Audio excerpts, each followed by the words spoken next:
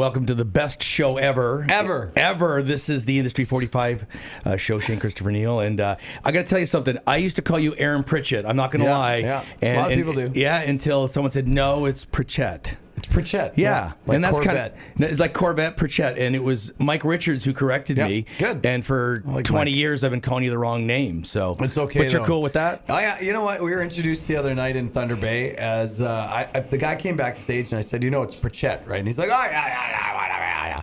Goes out on stage. He's just hammered. Welcome to the stage, Aaron Pritchett. That's exactly. I thought he was joking. I host a lot of events. I know where he's coming from. Trust me. It is tough with names. I mean, I get it. Everybody says Pritchett. That's the way it's pronounced with most people. But for some reason, I don't know how my family managed to gain this weird accent on it, but it's Pritchett.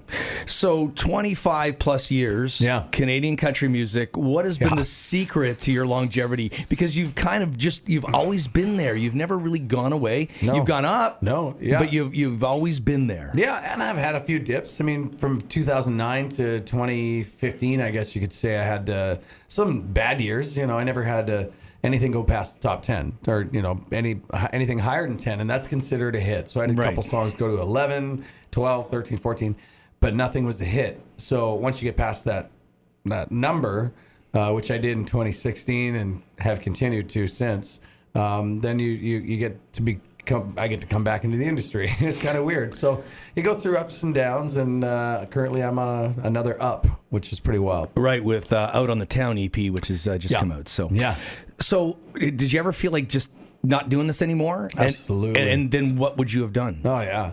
I don't know. I mean, I was at one point where I'm like, okay, I guess I'm not booked for a lot of shows this year, so I've got to go figure out something else to do, I suppose.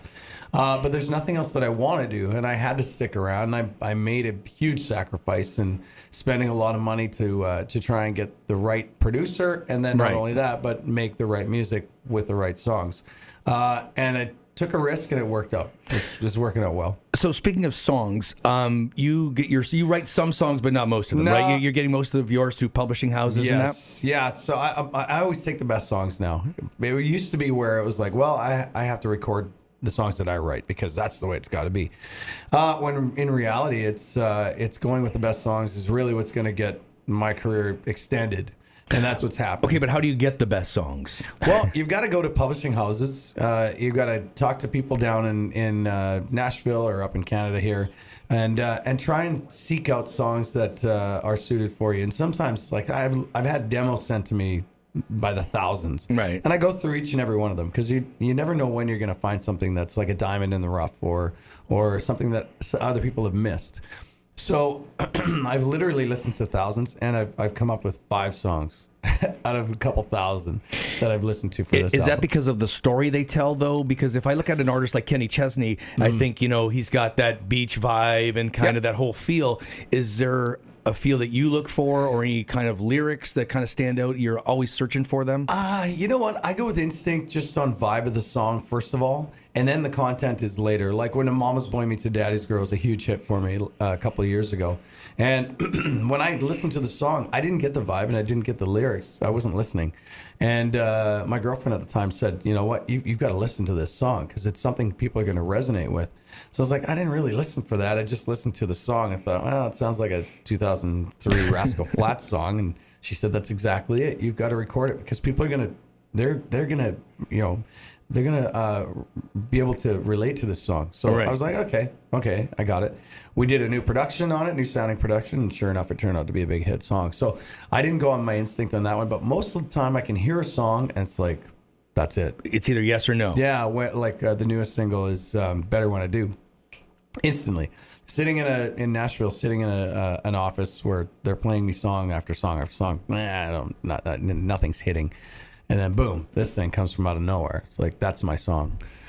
Question I have, if a publishing house has a song that is held by Keith Urban. Yeah. What does that mean? Does he pay money to hold the song? Does it mean that you can't record it? And how long do they hold it? Or does it depend on the stature of the artist? You know? Yeah. That's all three good questions. They don't pay. We don't pay anything to hold it. We just tell them we want to hold it. And then what they'll do is they'll make sure that no other artist gets to even hear the song until it's taken off of hold or it's recorded and it's you know, and then it's fully done and gone with. But and then for me, for example, I get like sometimes get A-list songs. They slip through the cracks, and I get to hear every now and then. I hear a Worth a Shot. To me, is a big hit for anybody in the States. But I don't have to pay anything for it. Okay, part two was, what was part two of the question again? Well, now you're gonna want me to remember the questions. I'm the one asking them. No, it's something that like how long does it stay on hold, or like you said, like just until an artist like calls back and says I don't want that song anymore, and that's it's exactly open. Pretty much it. Yeah, like I was saying. So I can't keep it on hold for any length of time. Necessarily. I just say, well, I'm not going to do it now, and then they want to know within a couple months, typically. Right. And I've done that. I've taken songs. So here's an example of something that happened recently in 2015. The song is called "Out on the Town," and now the single or the EP's Out on the Town. The tour is Out on the Town. But back when I first heard the Out on the Town demo from a Nashville publishing company, they said, they sent me a bunch, and I'm like, this Out on the Town song is killer. I want it. And they emailed me back the next day and said, actually, it was the guys from the Brothers Osborne. Oh, no. Brothers Osborne, I think it was. That Old Dominion. That's who it was. The band Old Dominion. They said, actually, it was the guys from Old Dominion that wrote it, and they want to keep it now. So you can't have it. So it's like, bummer. So then I thought they'd recorded it. So that was for my last album, The Score. So when we were recording this record, I'm like, I haven't heard this Out on the Town song yet from these guys. I really want to see if they've recorded it or not. So looked on iTunes, looked on all the formats, platforms, and nothing was there. And so I contacted the publishing company again. I said, what's the deal with this song? Is it recordable? Can I do it? The woman said, well, I don't know. I got to check with the guys. 3 months goes by, and I'm almost done the full album. And I'm searching for that last song. I just need a total of 6. I'm waiting for that last song to pop up. Bingo. Like literally within a week before I have to have this done, the email comes in from the woman. You can do it. You're cleared to do it. So I ever since then, I've just been elated because I love this song. Right, then sure enough, it turns out that everything happens Out on the Town tour. The EP is going to be called Out on the Town. It's really got a tag now of Out on the Town. So. Has there been any missed opportunities, like songs that you passed on that you've heard someone else record and went, you know what? Damn, I should have recorded that. What was Gord Bamford's big song? Dive Bar. Oh, great song. Yeah, and it was written by Tebe, and Tebe sent it to me like maybe a year and a half before Gord got it. And I'm like, you know what? Ironically enough, I think this is probably a Gord Bamford song. It's not really for me. Yeah. So I passed it up. But actually, George Canyon passed up on When a Mama's Boy Meets a Daddy's Girl. He didn't think it was going to be much of a hit either. So we all have that. Do you talk to each other, like, as artists, and hey, did you hear that song? And do you want that? And I see, like, is there any of that kind of going on? Well, recently, my next single in the summer is going to be a song called Drink Along Song. Yeah, I listened to that. Great. Did you? Yeah. So I'm going to release that in probably May or June or something. But I was talking to Gord at an event about 2 weeks ago, and I said, the next single is going to be called Drink Along Song. He said, okay. That's good to know because I've got a song called Drink Along Song I was going to release as my next single. I'm like, well, I think I might beat you to it. So, we talk all the time about different things in the industry. We're all friends. We're all old friends. Right, George and Gord and I are long time friends. So, right. And you've all been plugging along for a number of years. Still going. Hold My Beer. Yep. So what did that mean for you as an artist? Because I think when anyone says your name, that's the one song I think of any that comes up.